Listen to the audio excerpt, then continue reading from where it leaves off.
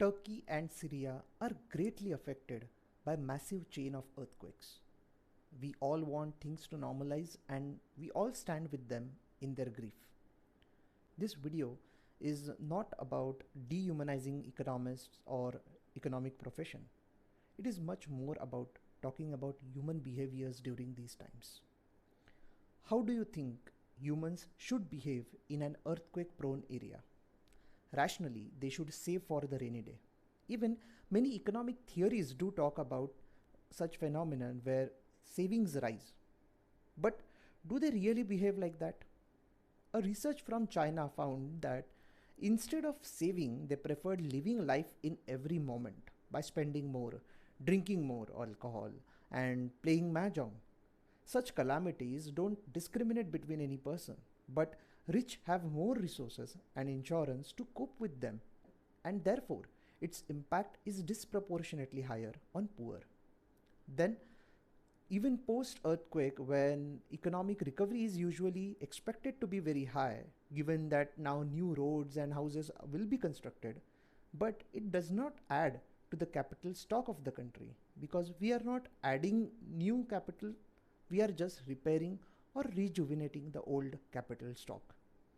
However, all this activity could also result in better quality roads, houses, and even employment, which could then aid poor in regaining their lost incomes. But will that happen as economists usually think? There are chances that in an attempt to rebuild so many things in a very short span of time, the government officers would not think much during granting contracts or could overlook smaller mistakes during inspection, or then there could be no inspection at all. This would result in low quality infrastructure, giving rise to more risks during the next calamity. Also, you cannot ignore corruption in the entire process. And if the country is a developing country with not so good or developed institutions, then the cost of such disaster is way more than that in the developed world. This doesn't stop here. Earthquakes have a lot of effect on the politics too. Generally, it is assumed that pro-democratic parties get more votes after such disaster.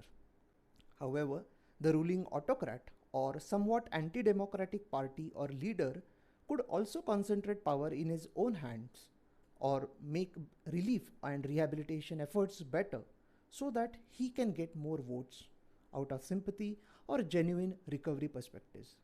This could make him stronger and will help him remain away from the democratic values. So, only time will tell what will happen in Turkey's political atmosphere. But we really need to be with the people in this phase of their lives. There are some evidences that shows that if there is a colonial history, then the relief sent is higher. These are all unusual things that happen at personal, group, national as well as international level at these times. I have used Sudipta Sarangi's The Economics of Small Thing book and 2019 paper on how earthquake shapes economic behavior in this video. Do check them out for more information and keep following me for more interesting snippets on economics and finance. Thank you.